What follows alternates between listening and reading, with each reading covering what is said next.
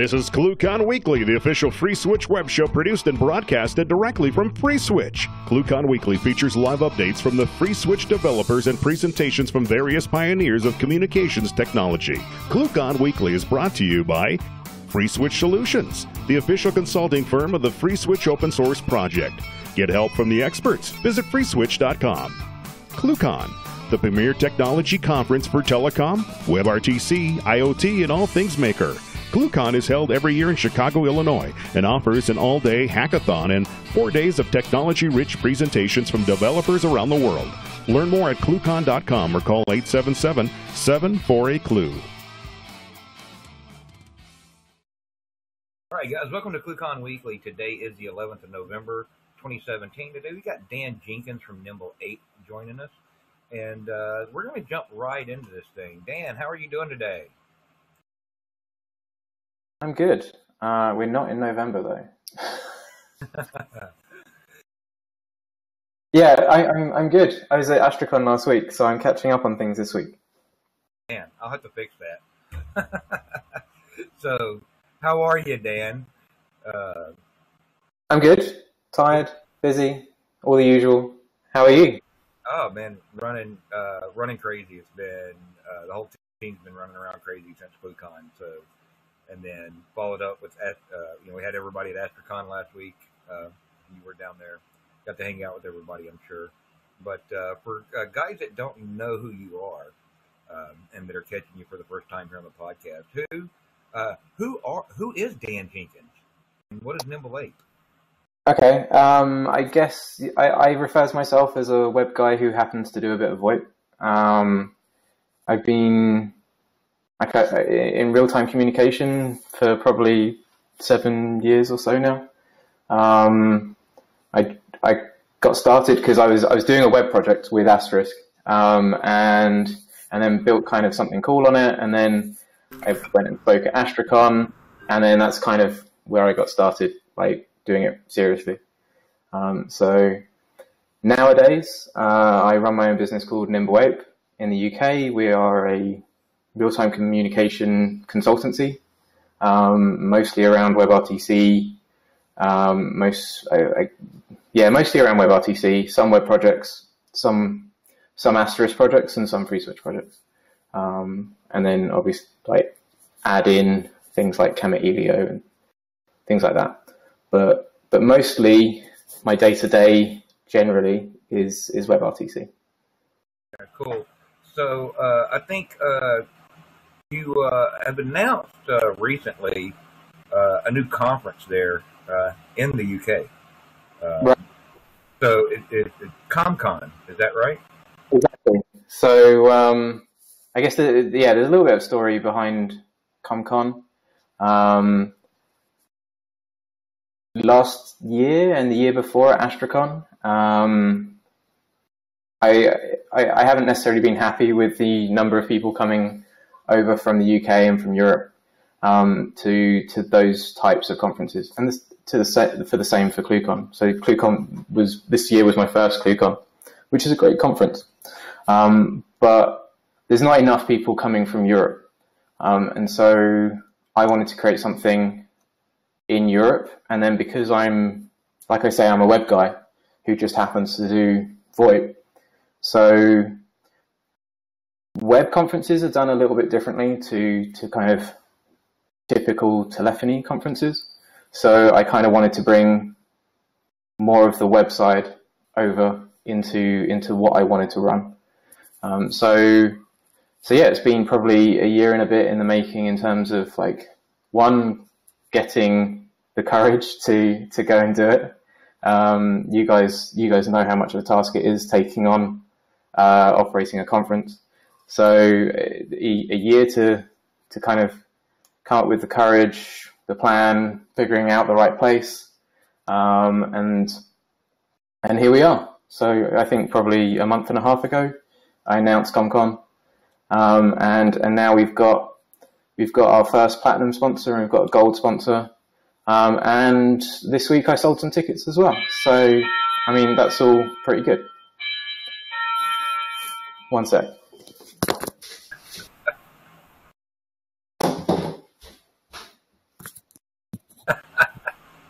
just unplug that. Yeah. So it's a bit different, but hopefully it's good different, and people will enjoy the different aspects of it. Right. So where are you guys? Are you going to be holding the conference? The first one. So the first one is going to be the 25th to the 29th of June next year. So 25th to the 29th of June 2018 in a place called Wootton House in Surrey in the UK. So it's a very English house. There's like 127 bedrooms and really beautiful grounds. So when I was kind of searching for the place that I wanted to run this conference, there were a couple of requirements. One was good internet and good conference facilities. So they're right up there. Third requirement wasn't anything to do with like content or anything like that. Third requirement was it had to be somewhere beautiful, had to be somewhere memorable. Because do I remember what I learned at AstraCon last year? Or I went to a web conference 4 years ago. Do I remember any of that? No. I remember the place that I went. I remember the activities that I did, the kind of fun aspects of it. Because you're always learning. You might as well do it in a beautiful place. You might as well do it in a stunning place. So that was my third requirement. And then there are a couple of other requirements in terms of like bedroom sizes and the number of bedrooms. But all of that came after finding somewhere beautiful. So obviously, are you guys getting the entire house out of the conference? Or? So it's technically not a private event because there could be, during the day, there could be like some small meetings. But in terms of bedrooms, we've got the whole house. So no one else will be staying there, which means we can pretty much do whatever we want. And well, within the degree of a listed building. But yeah, no one else will be there in the evenings, and it's highly unlikely that someone is actually going to be there during the day. So it's pretty much a private event with a few caveats.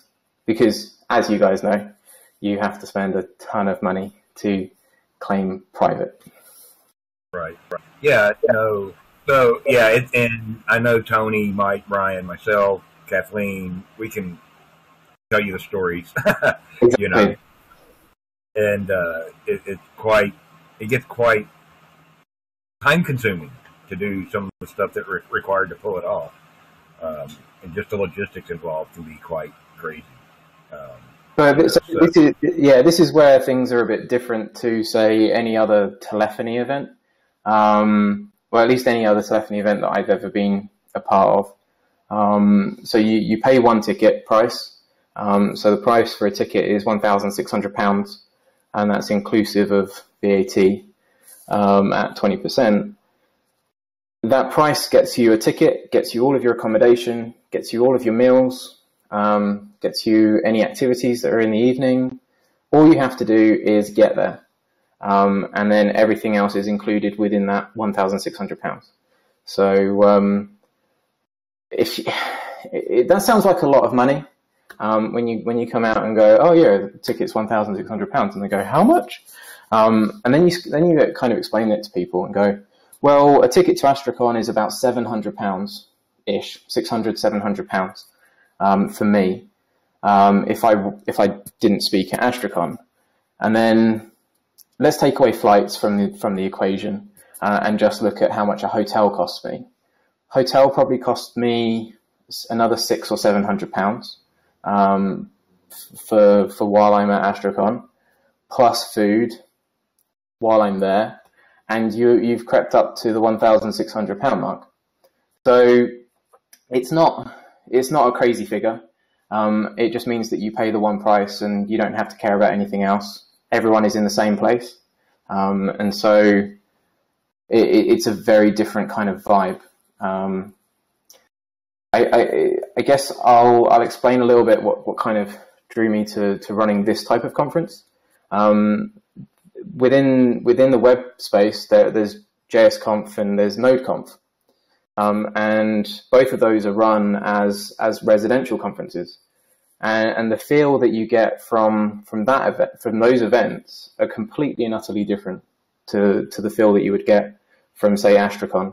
ClueCon a little bit different because you kind of encourage people to stay in the one hotel with ticket sales and things like that. And then you've got evening activities like boat rides down the river in Chicago. So it's a little bit, ClueCon is more towards what I'm trying to do. I guess I'm just taking it to the next step where there is one price and it includes everything.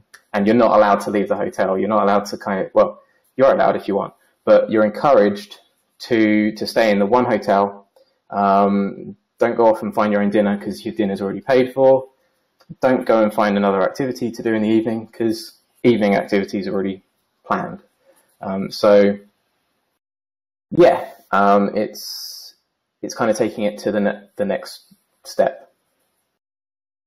So beyond the one ticket price pays for everything, and you said you're kind of taking like a telephony conference and bringing a web conference in.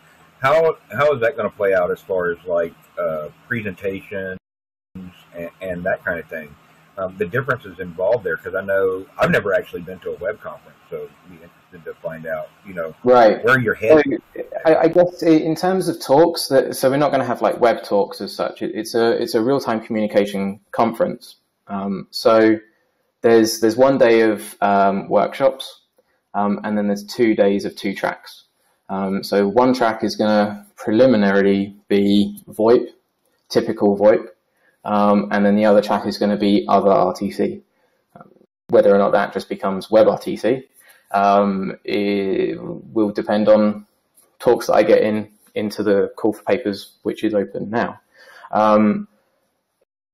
It's highly likely that it will end up being typical telephony / VoIP and web RTC. And so, yeah, you'd have Asterisk, maybe in Gamma Elio, in the VoIP section. They can do web RTC, but let's kind of ignore that. And then you'd have projects like Jitsi and Janus and things like that, all within that other track. So there's 2 days of 2 tracks. So there's 3 days of content, 2 days worth of 2 tracks, and then a day of workshops at the beginning. What those workshops are will depend on what comes into the call for papers. Cool. And so for anybody that wants to submit a paper, they just go to, where do they go? So they can go to commcon.xyz, and if you want to share my screen, Ken. So you can go to commcon.xyz, click on CFP, and you can submit a talk. That will take you to a website called PaperCall. PaperCall is an amazing website for putting talks into events. So if the event is on PaperCall, you can log in, you can make a talk, and then you can go and submit that talk to many different conferences. So it's great for people like me. I go and speak at like 5 or 6 or maybe more conferences a year, and I've usually got one or two main talks that I do. And so instead of filling out lots of Google forms, if the events are all on PaperCall, then I can just go, okay, I'm going to submit this talk over to this conference, and then it kind of just works. So I love PaperCall, so we're using PaperCall for our call for papers, and so you should just be able to come down and say, I want to speak at CommCon. You log in, and then you fill in all the information, you make a talk, and then you submit it. It's fairly simple. It's not like I don't ask for lots of information. I think there's a talk description, and then there's a bio about you, and that's about it. Cool. So you guys go check that out. So who are these sponsors that I see on here already? Yeah, so we're there as a platinum sponsor. So that's not a we're putting in our time kind of sponsorship. I've put money into the conference that it is purely going into the conference. So we're there as a sponsor, as a proper sponsor, not an organizer. This week we had Simwood, friends of ClueCon, come on board as our first platinum sponsor that isn't us. So yeah, Simon and the team kind of got behind the idea of CommCon a year ago. If you go and read Simon's blog post, I think it's blogs.simwood. Where is it? They've moved it. There it is. If you go read Simon's blog post. It's very, very short. It will take you 2 minutes. But yeah, he kind of explains that he was at Astracon last year, and we got talking. So at this point, I'd already been thinking about running an event for a year. And so I started talking to Simon, and we kind of said, well, it'd be really great to have an event in the UK. So we were like, oh, let's run one together. And it just turns out that I ended up organizing it by myself as an organizer, but Simon's really kind of up there in terms of wanting to support it. So they've just come on at the beginning of this week as a platinum sponsor. And then our other sponsor so far is Telu. So you probably, a load of people probably don't know Telu as a company, but you've probably all heard of PJSIP. So PJSIP is a SIP stack that you can put into like Android apps. The Asterisk project use it as a SIP stack, and Telu are the company behind PJSIP. So I mean, I'm hugely grateful to Telu. I think I announced it, and then probably within like 5 or 6 hours, I had an email going, "We want to help. We want to support you." I mean, you can't ask for more than that. I think I got an email from them going, "We're interested in sponsoring." And I went back to them and said, "Okay, well, we've only just launched. Like, what kind of information do you need from me?" And they went, "We don't need any information. We just want to get on the list." I mean, that is probably the nicest thing to have happened so far. For someone to kind of just go, "Yep, I believe in what you're doing. Here's some money." You can't get over that. Cool. And then hopefully in the next 2 or 3 weeks, there are a couple of other sponsors who are potentially going to want to be involved, but they haven't signed on the dotted line yet. Yeah, no. Oh, it was a little bit echo. There's a lot of echo somewhere. Yeah, I'm trying to see where it's coming from.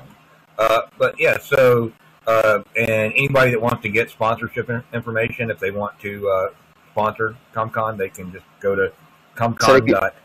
They can just go to CommCon. Yeah, they can go to CommCon.xyz, go down to sponsorship, and click on download the sponsorship proposal, and you'll be greeted with a PDF with all the information.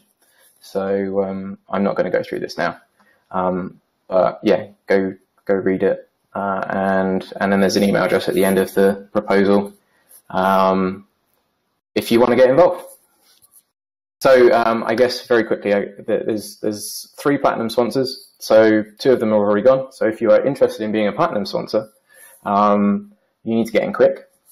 There are going to be 5 gold sponsors. So there's only 4 spaces left there. And then there's going to be 10 silver sponsors. As you can see, no signed up silver sponsors quite yet, which is a nice thing actually. But yeah, get in quick if you want to be a platinum. Cool. So besides the day of workshops and the 2 days of talks, what other kind of events are you guys going to have while you're there? That's a very difficult question to answer right now, to be perfectly honest with you.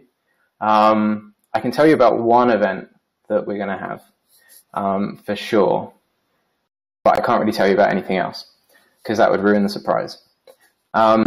But to give you an idea of things that we might run, is duck herding. So duck herding is exactly what you think it is. It is some ducks and you herd them around, which sounds really, really weird, but it's very entertaining and fun. And I can't think of anything more weird and wacky yet fun to do in a country house's grounds. So that gives you an idea of the kind of events that will be happening after the fact, after you've finished a day for doing your workshops or listening to talks.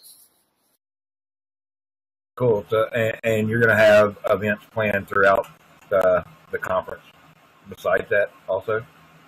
So I mean the whole point of the residential conference kind of feel is, so you turn up on the Monday night, we all have a dinner together in a beautiful room. There's an event. You all go to bed, or you drink, or whatever you want to do, and then you turn up the next morning and you're ready for going to a workshop. Then in the evening you go for your meal, and then there are events in the evening as well. Rinse, repeat for 2 days, and then on the last evening there'll be some sort of drinks gathering, more activities, and then you go to bed. You don't have to worry about leaving. You don't have to worry about going and getting a plane and leaving like the conference early and, oh, I'm going to miss 2 talks at the end of the day because I need to go get a plane. Well, no, you don't do that because you've already got a room for that night. So, so there are evening activities that night after the conference has finished. You stay, and then in the morning you have breakfast, and then you can bugger off and go up to London or go home or whatever you want to do. So that's why the dates are kind of, everyone's going, well, he's only told me about 3 days worth of stuff there, but the dates are 5 days. It's because you turn up on a Monday afternoon and then you leave a Friday morning. So it's kind of a full week, but it isn't a full week.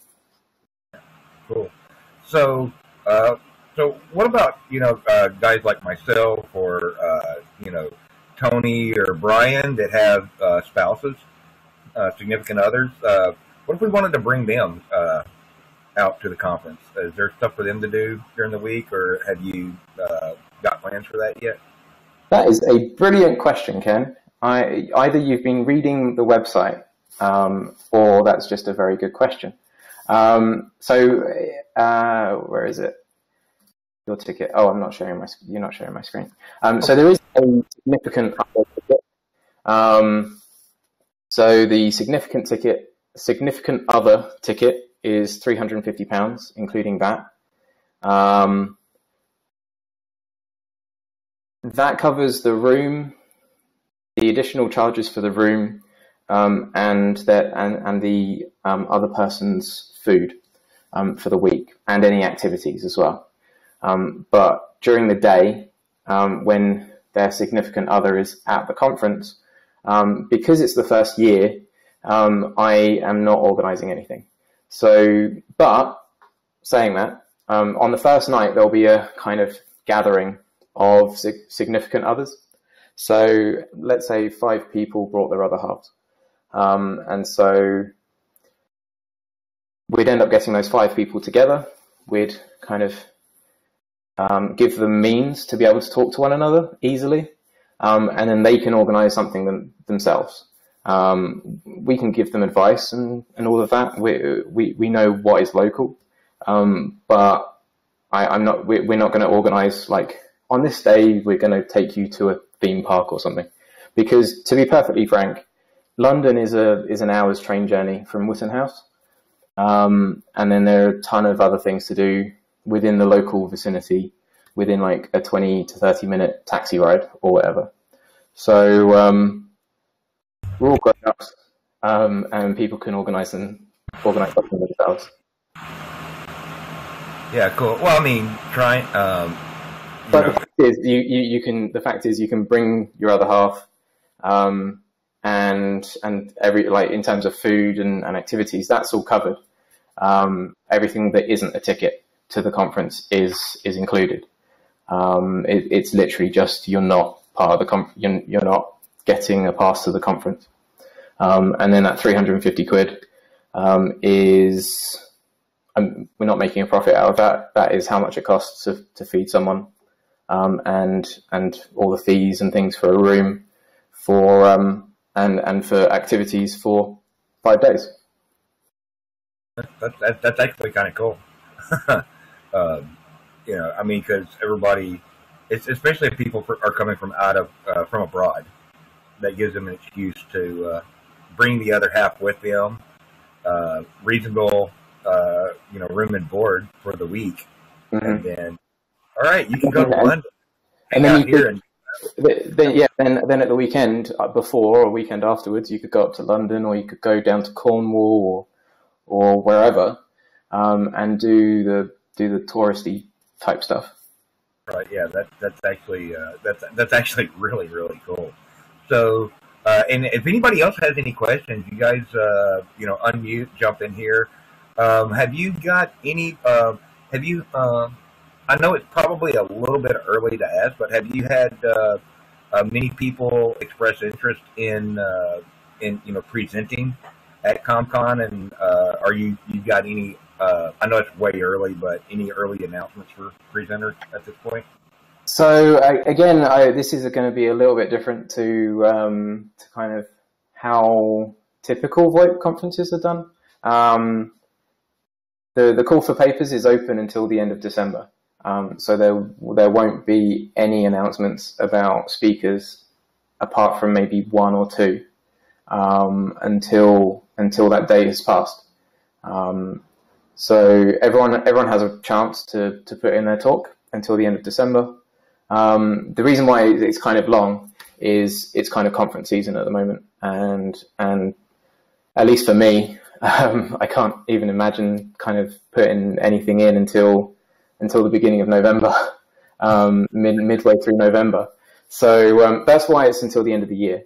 And then, yeah, in the new year, it's not like it's going to take me a month to figure out who I want to speak. I'll be figuring that out as and when talks come in.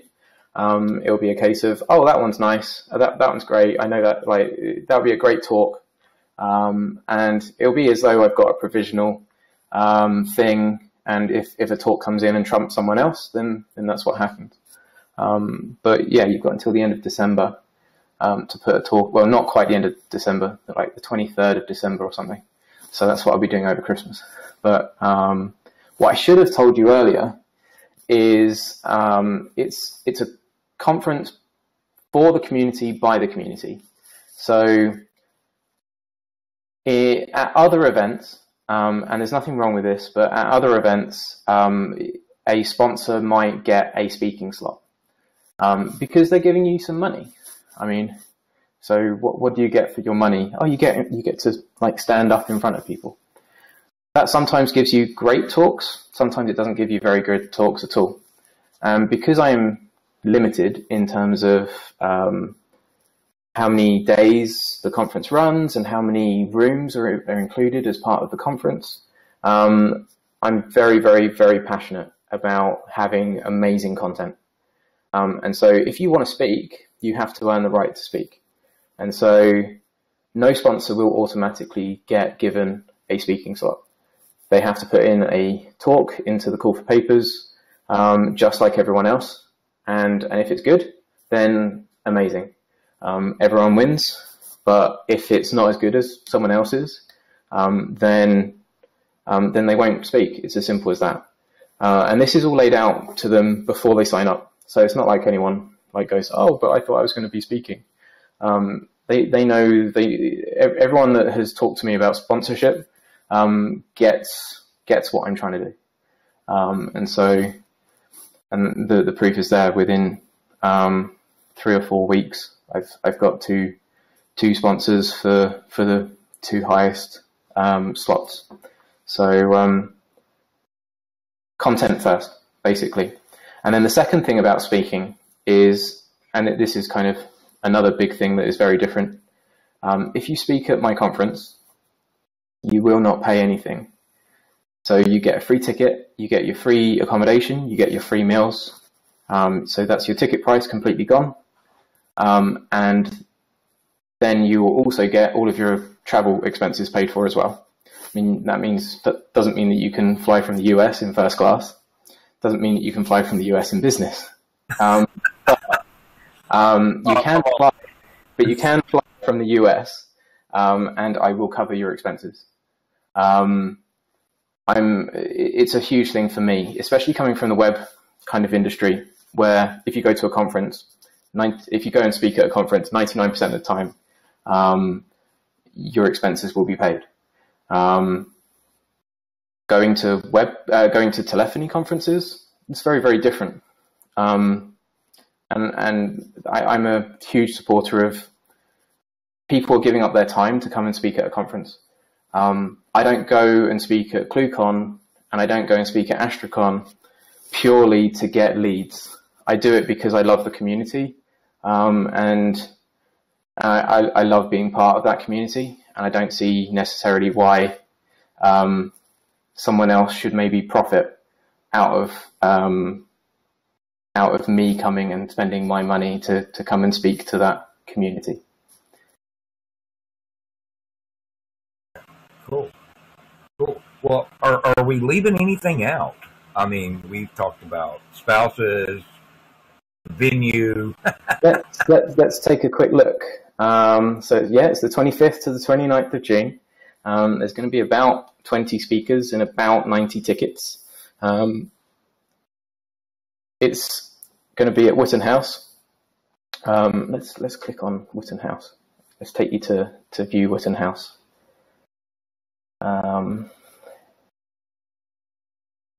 So you can kind of see why I fell in love with it as a venue.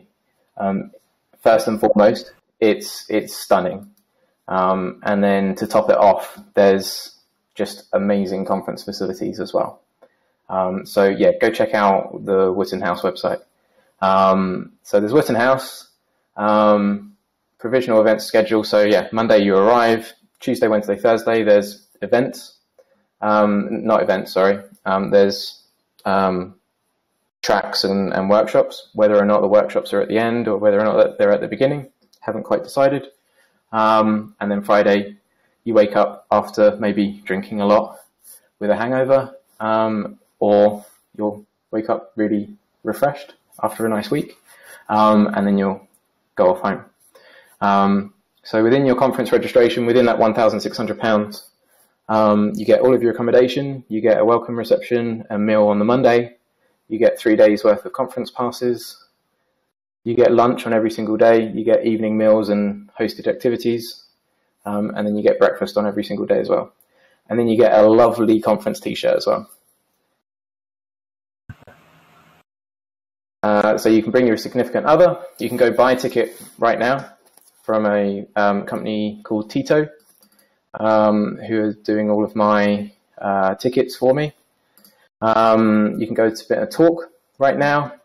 You can come and approach me about sponsorship if you want to. And then if there's anything else that I haven't talked about, email me or tweet me. You can tweet CommCon at CommCon UK. Tweet me, or there's a Facebook page, or just email contact@commcon.xyz, and I'll do my best to give you a reason to come. Cool. All right, guys. Anybody else have any questions for Dan? So Dan, are you going to be presenting at CommCon, or are you going to be, are you going to be like, oh man, I can't pick myself because I got too many good talks? I have a feeling that I won't be talking, because I know that there are so many good talks that will come in. I've got at least 15 people in my head that I want to come and speak. They just need to put in a talk, and have a good talk. But there are 15 people in my head that I know give good talks and good quality talks. So I mean, if there's 15 people in my head and there's only 20 or so slots, that doesn't leave very much room for me.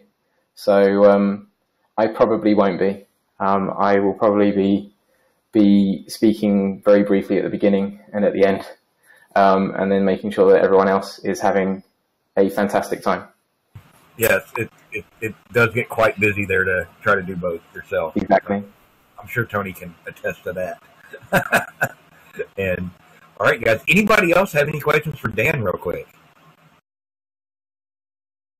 Well, I'm going to take that as the quiet means. I think. So, go ahead. Yeah, no, hi, Tim here. So not really a question, but which is a terrible thing to do. But I just want to encourage Dan and say that I think it's a great idea. And the only time I'm not sure you were going to Astracon at this point, but there was an Astracon in the middle of the desert, completely accidentally, that was a little bit like this. We basically took over a retirement village, and we were like, there was nothing else there. There was nothing else to do. So we all hung out by the pool and talked a lot. And that was, I mean, apart from the fact the internet was non-existent and various other people were having, like, all the Digium staff were having heart attacks because, like, nothing was working. It was great. And I think, that feel is good. And so I'm hugely in favor of that. And I think that'll be fun. Looking forward to it.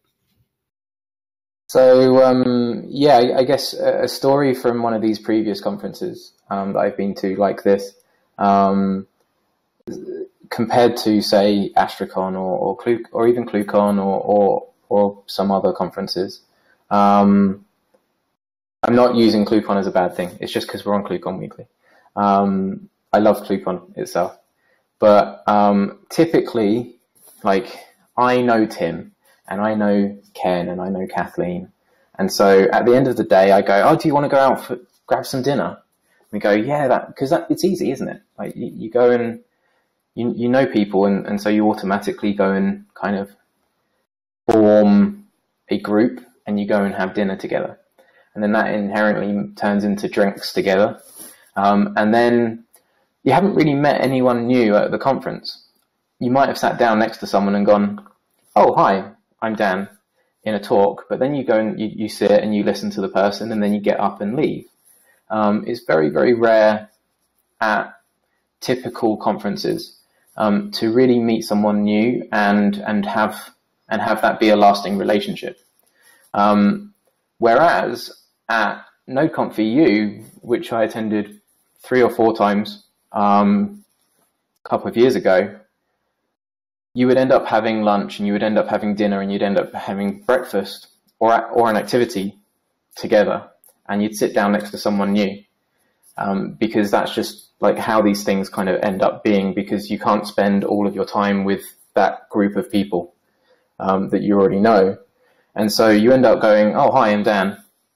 And some of my best kind of friends / contacts within the web industry have been from NodeConf.eu. And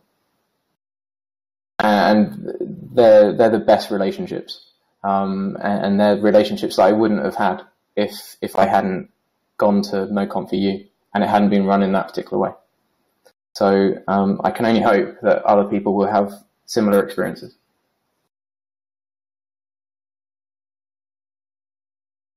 Yeah, that's actually a really cool idea there. That way you get a lot of the interaction going on. And because that's the best part about conferences anyway, is getting to meet other people, getting to hang out with them, and make, building those bridges throughout time. That's why I do ClueCon every year. You never know who you're going to run into. Exactly. So, all right, cool. So anybody else have any questions or comments for Dan? I know it's getting kind of late in the day there for you, isn't it, Dan? Yeah, it's suddenly got very dark outside. Yeah, I noticed it was quite dark behind Tim also.